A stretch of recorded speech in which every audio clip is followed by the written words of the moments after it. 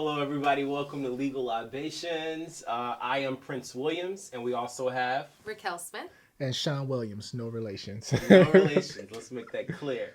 All right, we have one of our featured guests today. Her name is Janelle Colbert, and she is present to my left. We're really into just life journeys and just journeys in life, and so we're interested in knowing from you just kind of, how did your journey start as an attorney?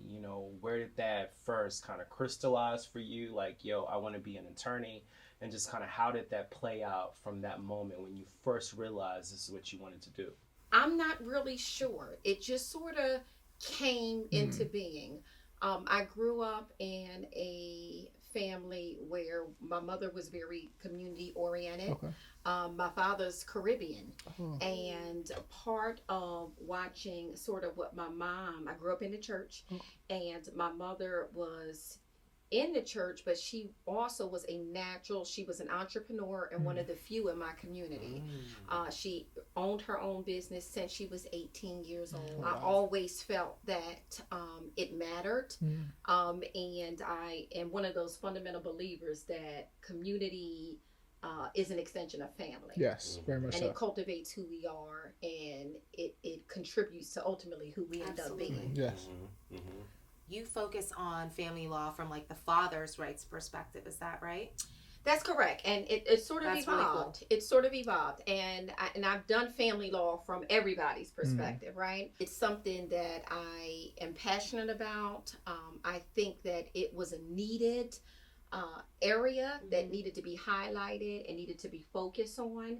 And it probably has been one of the most rewarding areas of my family law practice today. That's amazing. Yeah. I feel like because just as a woman, and I feel like we can relate a little bit. That's why we're like sisters.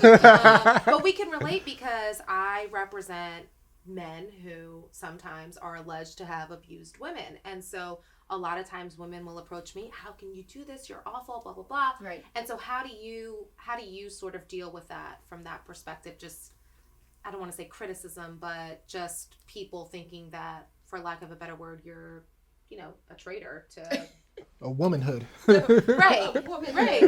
So that's an excellent question. And part of my practice, and anybody, and I'm sure you can experience this, or know from experience that a lot of times in the family law context and representing fathers in a lot of these highly contested cases, many times you have corresponding protective order cases, Yes. which I do a lot of. I would say that a lot of times there's a direct correlation between those protective order cases and the underlying custody cases. Yes.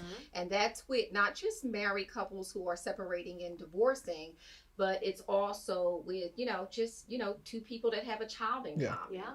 And so I think that effective representation of fathers is representing them in all spheres. I learned that the family structure and the family unit matters, and that everybody has something that needs to be contributed to this family, and that the children are more successful and they benefit the most when both hands is in the pot.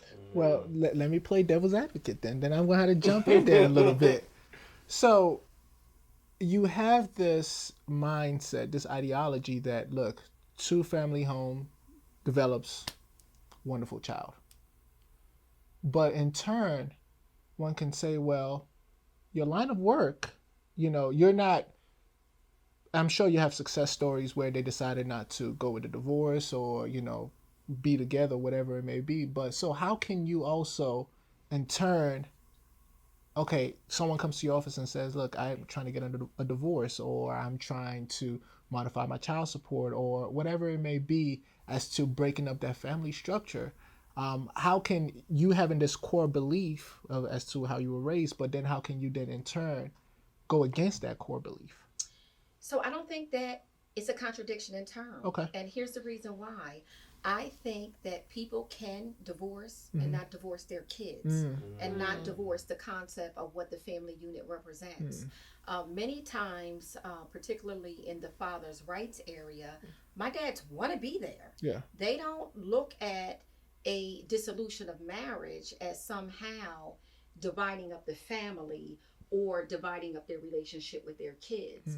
And I think that for me, one of the important thing is redefining some of what we historically have coined family, right? And it's not always husband and wife. Yeah. My mantra is, you know, I constantly hear, you know, the call of the ancestors saying that it takes a village. Yeah. And that may not, the concept or the model of family has changed over time. And that's okay. And it doesn't necessarily have to take away from everybody putting in to these children. So for me, you can have a dissolution of the marriage and have two people that co-parent and co-parent well. Okay.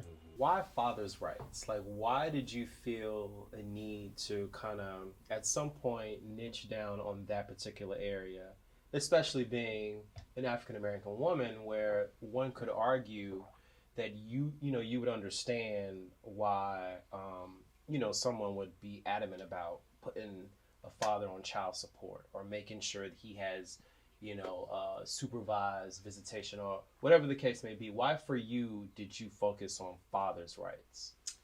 So that's so dense, right? So dense. I had a father in my home and I watched my dad. Again, my dad was, he was first generation American here. I see the role of Black men as a civil rights issue in their family. It's just that deep for me. I do believe when we look at what even post-slavery, the marriage rate of African Americans it's like unmarried 10%. Post sort of the criminalization, the war on drugs, the mass incarceration, it's up into the 60s and 70% of non-married. And the impact that has had on the children, I see that as a direct nexus.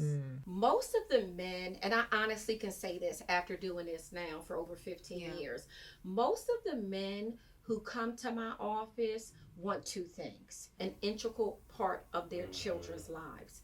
And the second thing, they want the breakdown of the marriage or the relationship to have as least impact as possible on their kids. That's the majority. Do I get some deadbeats that roll into the office? Absolutely. But I have to correct the record. That's the minority.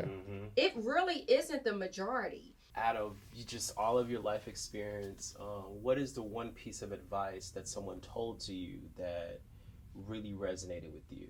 I watch my mom mother and invite children into, and I never knew when I was young. You're young. You didn't know what she was doing. And I was like, well, what? We need to do this. She had an agenda where she would do so many different things for different members on our street, just on our street alone. She drove the church van for church, right? Wow. And my mom during the summertime, because she knew that some of these kids never got outside of the city, she would galvanize, talk to the parents. She would take us all to the beach or to the lake. And I mean, this was like an 18-passenger church van, right? She would, and we had, at that time, we even, we had white folks in the neighborhood. She had everybody in the church van. Awesome. She was driving a church van. And for those who never experienced coming outside of the community, she took everybody out. She packed lunches. She made candy apples. After we came from the beach, we stopped. Everybody got an ice cream cone. Wow. And I didn't understand then what I understand now and how much it has shaped me. This was her understanding of it takes a village to raise a community. Right. And so more than anything else, it's not what I was told, it's really what I was able to personally observe and experience firsthand. Well, on that note, let's cheers and toast to It takes a village. It takes a village. Yes. Thank you, Janelle. Janelle. Thank you very so much. much for Thank having you. me. I appreciate being here.